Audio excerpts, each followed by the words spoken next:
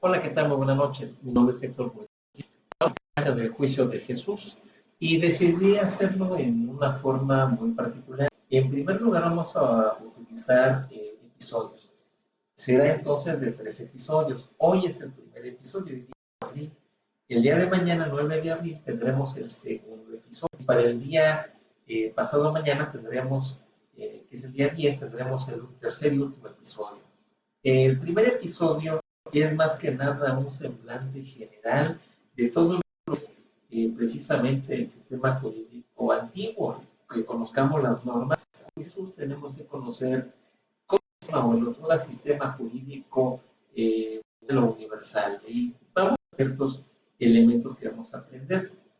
Ya para el episodio pues platicaremos todo el juicio de Jesús en Sanedrín. Ahora bien, tema lo estoy dando principalmente por las festividades en las que nos encontramos, que es Semana Santa. Lo que estamos ahorita viviendo, pues, de carácter internacional, como es la pandemia por la enfermedad llamada COVID-19.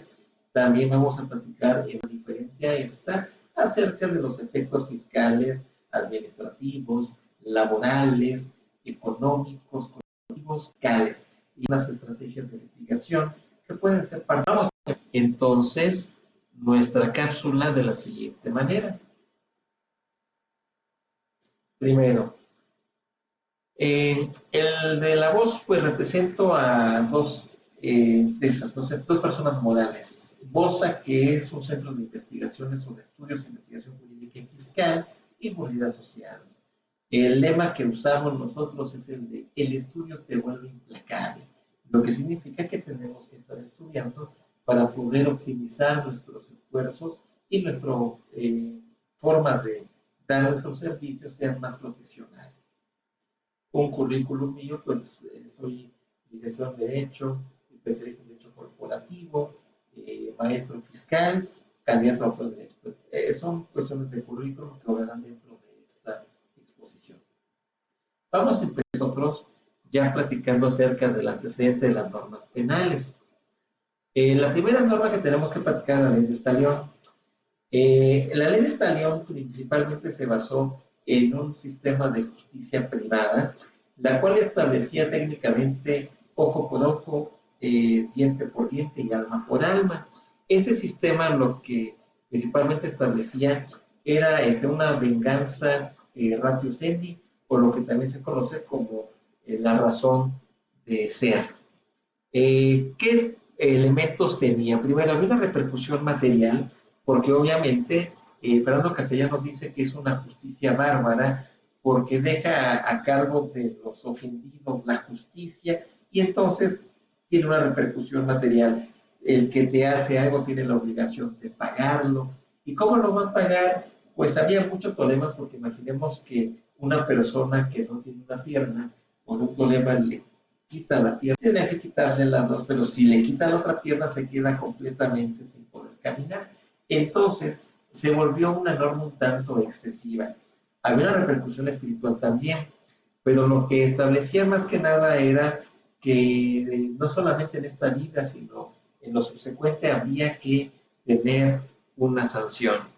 Principalmente había aquí lo que se llamó delitos de sangre o Blutrache, como se les llamó en el alemán original.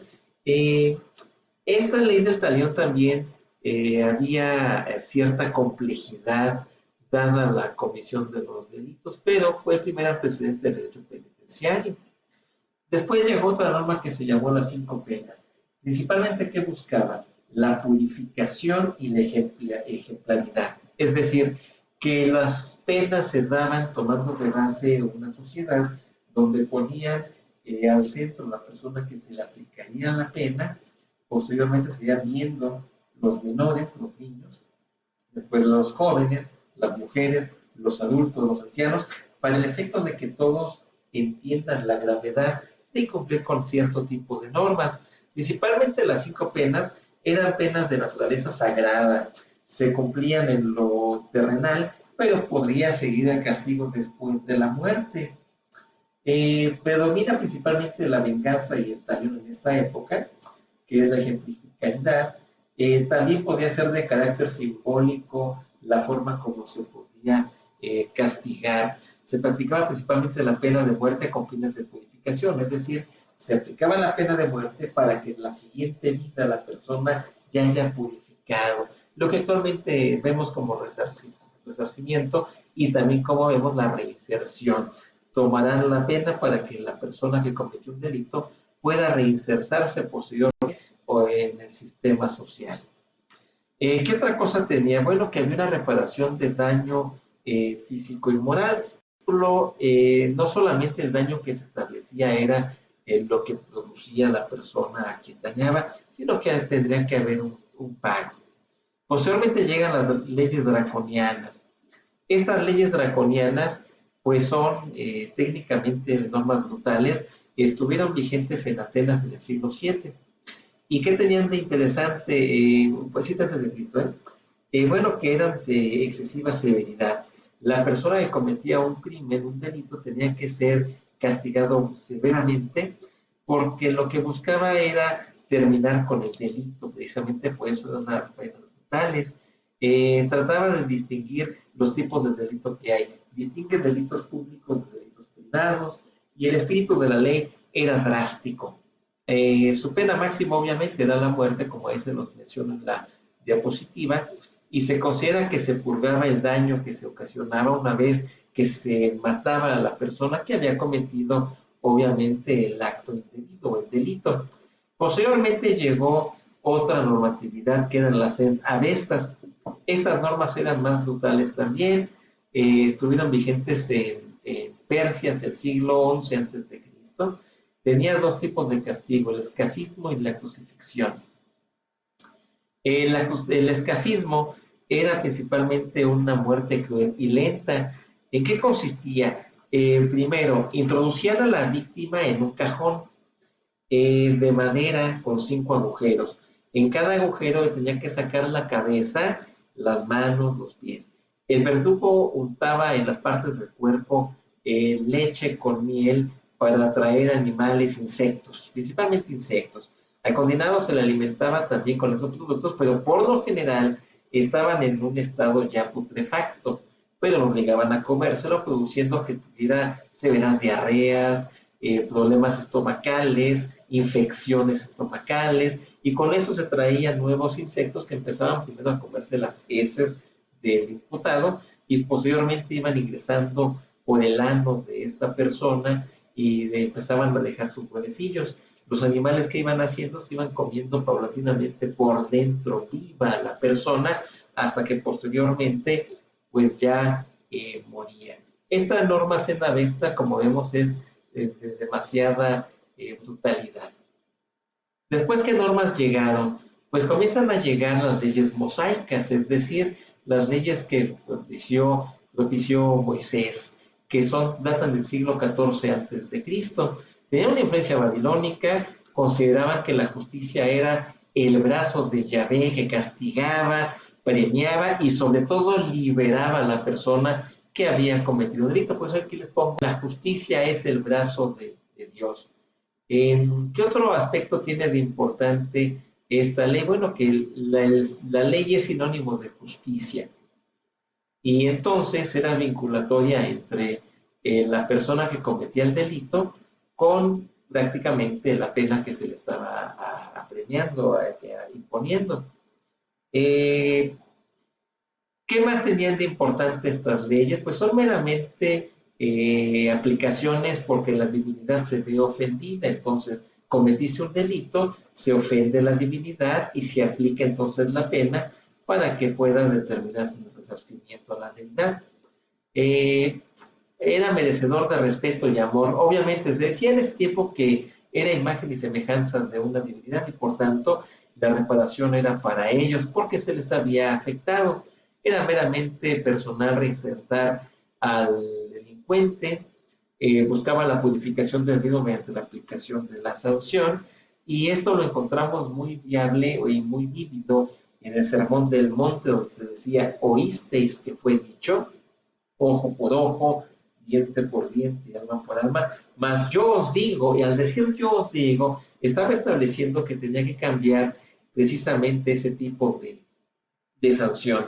ocupar un tratamiento más benigno, más curativo, como no era ya contemplado un tratamiento a una moral cristiana que estableciera precisamente el establecimiento de que una mejilla y otra mejilla, entre otras cuestiones. Posteriormente llegó el Código de Hammurabi, que principalmente usaba lo que se llamó el fetichismo y el simbolismo como elementos sustantivos. ¿Qué tenía de importante? Bueno, es una norma que se utilizó en el Oriente Antiguo, Babilonia, en los siglos 1700, en los años 1790 a 1750 a.C., se decía que el dios Shamash, dios Sol, era el dios de la justicia y que entregó al rey Hammurabi unas leyes que regularían la conducta de las personas en sociedad. También de ahí nace un concepto de lo que es el derecho desde una acepción histórica o desde su historicidad. Principalmente que tenían simbolismos y sanciones que fueran más ejemplares. La sanción era parte de la enseñanza, por así llamarlo. Posteriormente llegan otras normas que son las leyes de Shnuna. Estaban escritas en 12 tablillas con caracteres cuneiformes descubiertos en Tel Abu Armal, cerca de Bagdad. Las dos tablillas se recuperan entre los años 1945 y 47. Recordemos que en el 45 da término la Segunda Guerra Mundial, se lleva a cabo la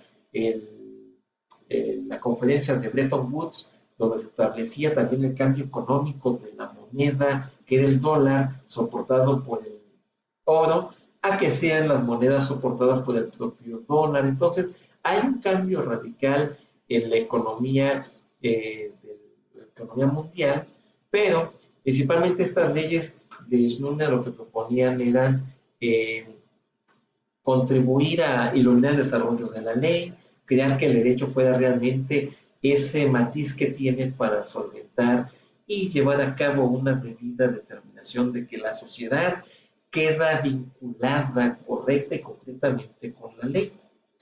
Shnuna está al norte de Ur, sobre el Tigres. Llegó a ser políticamente importante después de la decadencia de la tercera dinastía fundada por Urnamú, que parte del sistema normando de aquellos tiempos. Ese ordenamiento también prevé un daño moral y un daño material que sea resarcible. Esto repercutió en lo que después se llamó el datum injura datum en el derecho romano, que más adelante vamos a platicar. ¿Qué tanto venía con estas nuevas leyes?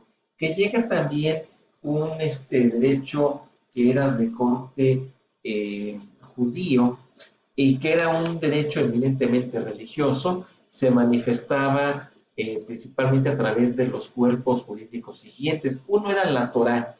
La Torá comprende principalmente el conjunto de narraciones y leyes atribuidas al profeta Moisés, que eran las leyes mosaicas que antes platicamos. Entonces, el derecho judío o hebreo lo que hace es recapitular y crear nuevas ordenanzas, las cuales estén basadas en las leyes religiosas como era la Torá. La Torá principalmente eran normas de Moisés, como decíamos, proporcionadas por mediación directa de Dios.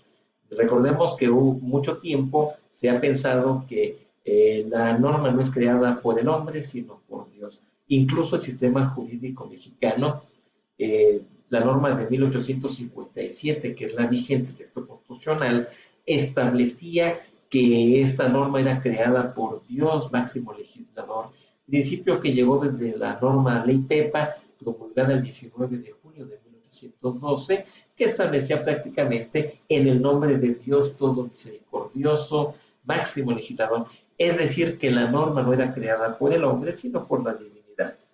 Curiosamente, estas normas del Torá, principalmente al estar escritas por Dios con su nombre Yahvé, recogían los 5 primeros libros de la Biblia hebrea, que es el Pentateuco, que se compone por el Génesis, Éxodo, Levítico, Números y Deuteronomio.